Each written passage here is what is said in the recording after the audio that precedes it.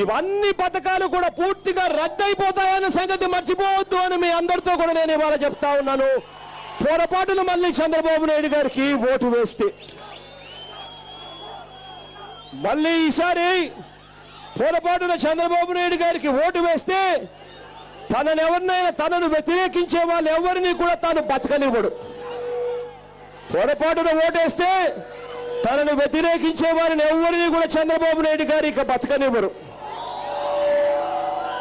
తన పోలీసుల్నే గ్రామం నుంచి రాజధాని వరకు తానే పెట్టుకుంటాడు కాబట్టి మనుషులను చంపిన కేసులుండవు. సిబిఐను రానివ్వడు, ఈడీను రానివ్వడు. పత్రికలు టీవీలు ఇప్పటికే అమ్ముడుపోయాయి కాబట్టి ఇక మీదట బాబు ఎలాంటి నేరాలు చేసినా కూడా కనీసం వార్తలు కూడా రాసేవాడు ఎవడూ ఉండడు. పైగా తానే చంపేసి మీ బంధువులే మీ బంధువులే చంపారు అని చెప్పి మీ మీదనే దుష్ప్రచారం చేసే రోజులు కూడా దగ్గరలోనే ఉన్నాయి. పొరపాటున మళ్ళీ చంద్రబాబు నాయుడు గారికి ఓటు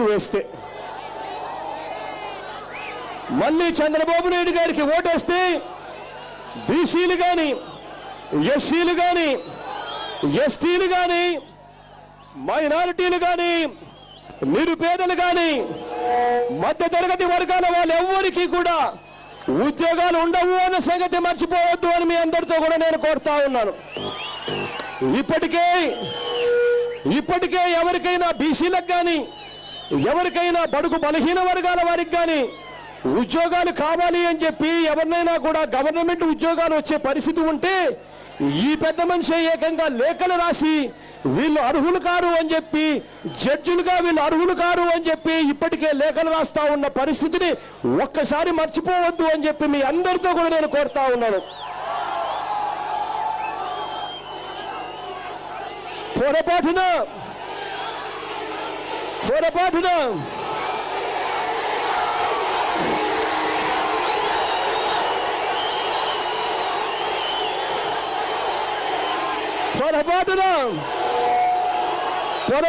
చివరి 3 నెలల్లో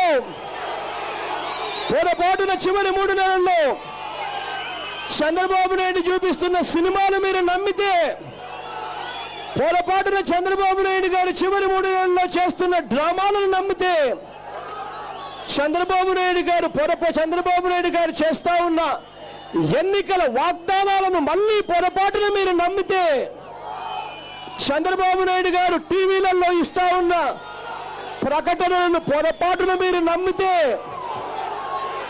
నరమాంసాన్ని తినే అందమైన రాక్షసిని నమ్మినట్టే అవుతుంది అనే సంగతి మర్చిపోవద్దు అని మీ అందరితో నేను కోరుతా ఉన్నా. ఒకసారి మోసపోయాం, చంద్రబాబు నాయుడు గారికి ఓటు వేశాం. ఒకసారి మోసపోయాం, ఆయన పాలనను చూసాం. 5 సంవత్సరాలు ఆయన పాలన చూశాం కాబట్టి మళ్ళీ పొరపాటున అవే మోసాలకు మోసపోవద్దు అని చెప్పి మీ అందరితో కూడా నేను ఇవాళ కోరుతా ఉన్నాను. మోసపోవద్దని, విశ్వసనీయతకు ఓటేయండి. ఈ వ్యవస్థలోకి ఒక రాజకీయ నాయకుడు మైకు పట్టుకొని ఫలానిది చేస్తాను అని చెబితే ఆ రాజకీయ నాయకుడు ఆ ఫలానిది చేయకపోతే తన పదవికి రాజీనామా చేసి ఇంటికి వెళ్ళిపోయే పరిస్థితి తీసుకొని రావాలి అని కోరుతా ఉన్నాను. ఈ చెడిపోయిన ఈ రాజకీయ వ్యవస్థలోకి మార్పు తీసుకొని రావాలని మీ అందరితో కూడా కోరుతా ఉన్నా.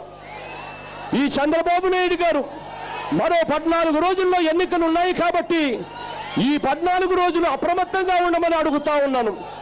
ఈ 14 రోజుల్లో చంద్రబాబు నాయుడు గారు చెప్పని అబద్ధం ఉండదు, చేయని మోసం ఉండదు, చూపని డ్రామా ఉండదు, చూపని సినిమా కూడా ఉండదు అని చెప్పి మీ అందరితో కూడా నేను కోరుతా ఉన్నా.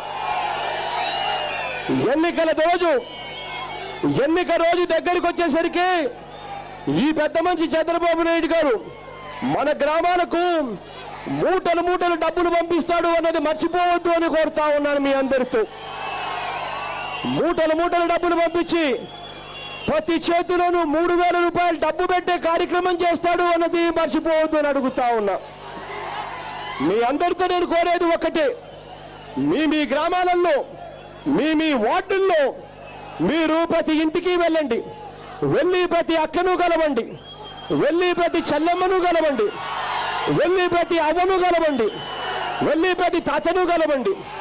కలిసి ఆ ప్రతి అక్కకు చెప్పండి, అక్క చంద్రబాబు నాయుడు ఇచ్చే 3,000కు మోసపోవద్దక్క, 20 రోజులు ఓపిక పట్టక్క, అన్నను ముఖ్యమంత్రిగా చేసుకుందాము అని ప్రతి అక్కకు చెప్పండి. అన్న ముఖ్యమంత్రి అయిన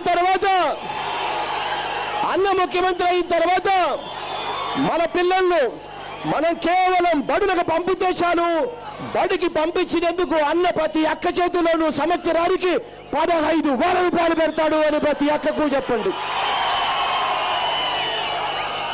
ప్రతి అక్కకు చెప్పండి, ప్రతి చెల్లెమ్మకు చెప్పండి, చంద్రబాబు ఇచ్చే 3,000 రూపాయలకు మోసపోవద్దు అని ప్రతి అక్కకు చెప్పండి. ఆ ప్రతి అక్కకు చెప్పండి, అక్క మన పిల్లలు ఇవాళ ఇంజనీర్లుగాను, డాక్టర్లుగాను, కలెక్టర్ల వంటి పెద్ద పెద్ద చదువులు చదివే పరిస్థితిలో ఇవాళ మన పిల్లలు ఉండారా అక్క అని చెప్పి ఆ అక్కను అడగండి. ఆ అక్కకు చెప్పండి, అక్క ఇవాళ మన పిల్లలు ఇంజనీర్లు కావాలన్నా, డాక్టర్లు కావాలన్నా, కలెక్టర్ల వంటి ఏ చదువులు చదవాలన్నా కూడా ఇవాళ మన ఆస్తులు అమ్ముకుంటే తప్ప నుంచి మన పిల్లలను మనం చదివించలేని పరిస్థితిలో ఉన్నాము కదక్క అని ప్రతి అక్కకు చెప్పండి. అక్క చంద్రబాబు ఇచ్చే 3,000కు మోసపోవద్దక్క అని చెప్పి ఆ అక్కకు చెప్పండి. 20 రోజులు ఓపిక పట్టక్క, ఆ తర్వాత అన్నను ముఖ్యమంత్రి చేసుకుందాము అని చెప్పి ప్రతి అక్కకు చెప్పండి.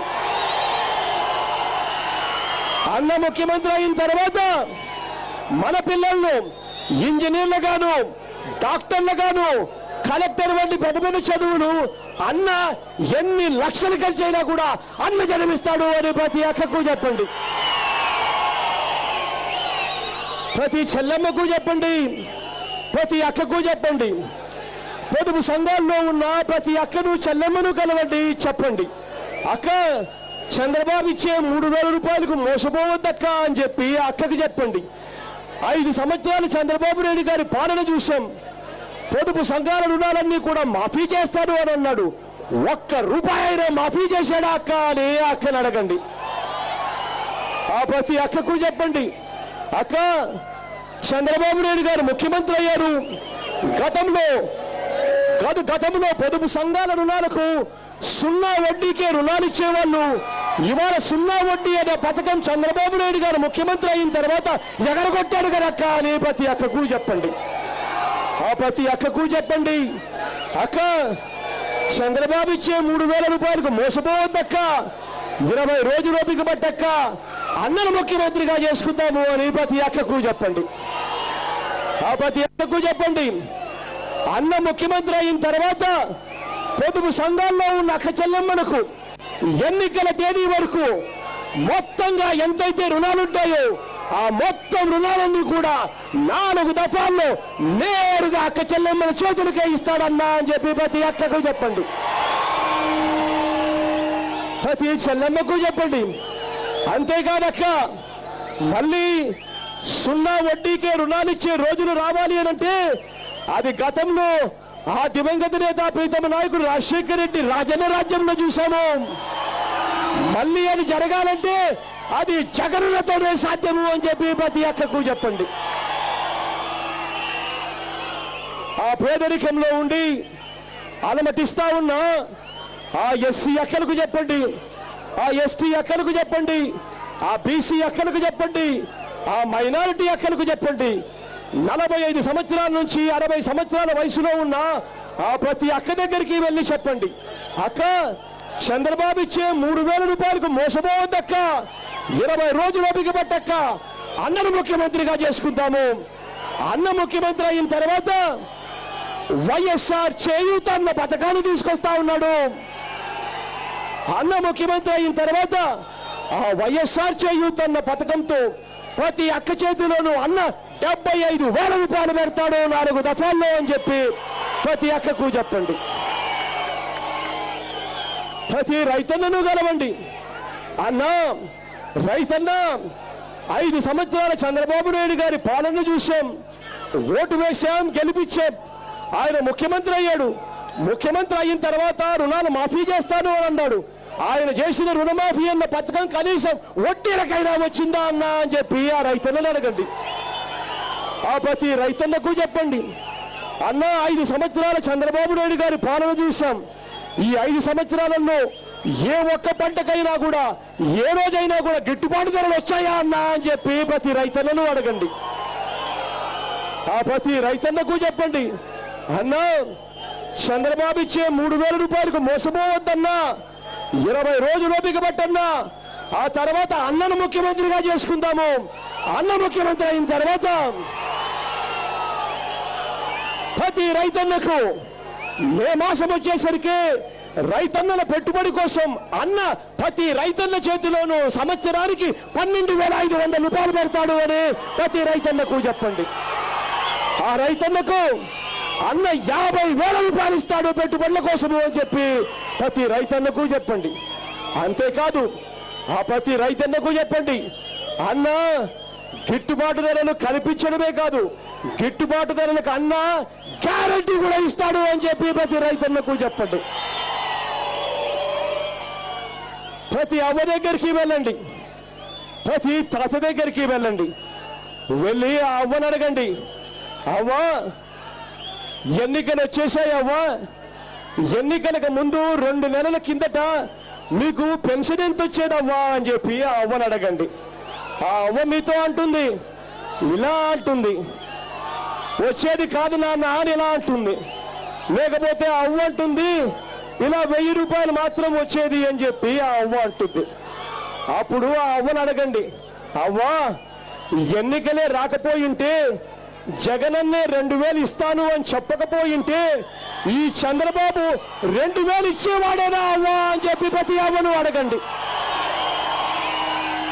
ఆ ప్రతి అవ్వను అడగండి, ఆ ప్రతి తాతను అడగండి.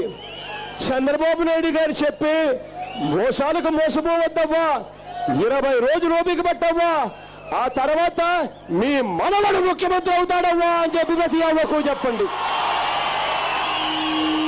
ఆ అవ్వకు చెప్పండి, అవ్వ మీ మనవడు ముఖ్యమంత్రి అయిన తర్వాత పెన్షన్ను 3,000కు పెంచుకుంటూ పోతాడవ్వా అని చెప్పి ప్రతి అవ్వకు చెప్పండి. ఇల్లు లేని ప్రతి నిరుపేద దగ్గరికి వెళ్ళండి, వెళ్ళి చెప్పండి, రాజన్న రాజ్యంలో చూసాము, ప్రతి నిరుపేదకు రాజన్న ఇల్లు కట్టించాడు. ఆ తర్వాత మళ్ళీ చంద్రబాబు నాయుడు గారి హయాంలో కనీసం ఊరికి 10 ఇల్లులు కూడా కట్టించిన పరిస్థితి చూస్తా ఉన్నాము. మళ్ళీ ఇల్లు కావాలి అంటే అది మళ్ళీ రాజన్న రాజ్యం రావాలి అంటే అది జగనన్నకే సాధ్యము అని చెప్పి ప్రతి నిరుపేదకు చెప్పండి.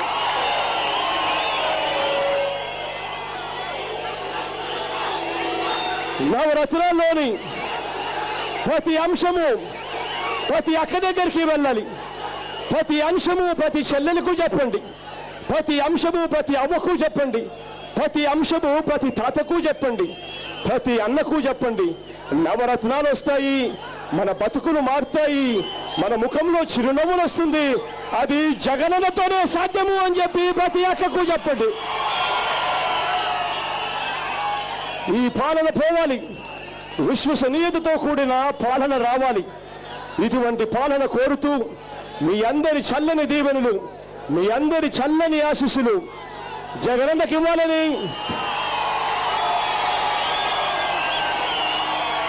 మీ అందరికీ పరిచయస్తుడే జగనన్న డాక్టర్ జగన్మోహన్ రావు అన్న. డాక్టర్ మంచివాడు, సౌమ్యుడు, మంచి చేస్తాడు నమ్మకం నాకు సంపూర్ణంగా ఉంది. మీ అందరి చల్లని దీవెనలు, మీ అందరి చల్లని ఆశీస్సులు అన్నపై ఉంచవలసిందిగా సవినయంగా ప్రార్థిస్తా ఉన్నాను. అదే రకంగా నా కుడి వైపున ప్రసాద్ ఉన్నాడు, పీవీపీ అని కూడా అంటారు ఇతనిని. మంచివాడు, యువకుడు, ఉత్సాహవంతుడు, మంచి చేస్తాడు అని నేను సంపూర్ణంగా నమ్ముతా ఉన్నాను. మీ అందరి చల్లని దీవెనలు, మీ అందరి చల్లని ఆశీస్సులు ప్రసాద్పై కూడా ఉంచవలసిందిగా సవినయంగా చేతులు జోడించి పేరు పేరున ప్రార్థిస్తా ఉన్నాను.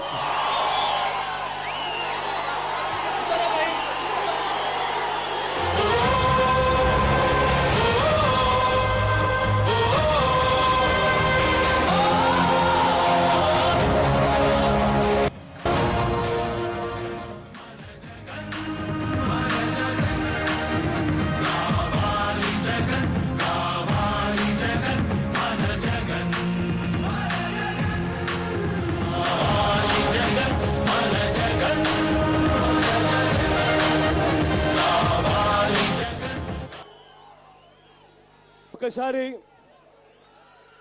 మన పార్టీ గుర్తు గురించి కూడా చెప్పాలి. గుర్తు తెలియని వ్యక్తులు ఎవరైనా ఉంటే నేను ఒక్కసారి గుర్తును చూపిస్తా. దయ ఉంచి గుర్తును చూడవలసిందిగా సవినయంగా చేతులు జోడించి ప్రార్థిస్తా ఉన్నాను. అన్నా మన గుర్తు ఫ్యాన్ అన్నా, అక్క మన గుర్తు ఫ్యాన్, అక్క అక్క ఫ్యాన్, అక్క ఫ్యాన్ అన్నా, మన గుర్తు ఫ్యాన్ అన్నా, ఫ్యాన్ అక్క, అవ్వా ఫ్యాన్, అవ్వా ఫ్యాన్ అన్నా, ఫ్యాన్ అక్క, మన గుర్తు ఫ్యాన్ అన్నా, అక్క ఫ్యాన్, అక్క అన్నా ఫ్యాన్ అన్నా, ఫ్యాన్ అన్నా, అక్కడ మేడ మీద అక్కలు ఫ్యాన్, అక్క ఫ్యాన్ అమ్మా, అవ్వా ఫ్యాన్, అవ్వా అవ్వా అక్కడ మర్చిపోతావా ఫ్యాన్ అన్న, ఫ్యాన్ అన్న, ఫ్యాన్ అన్న, అక్క ఫ్యాన్, అక్క ఫ్యాన్ అన్న, ఫ్యాన్ అన్న, అక్క ఫ్యాన్, అక్క ఫ్యాన్ తల్లి, ఫ్యాన్ అన్న, ఫ్యాన్ అన్న, ఫ్యాన్ అన్న, మన గుర్తు ఫ్యాన్ అన్నా.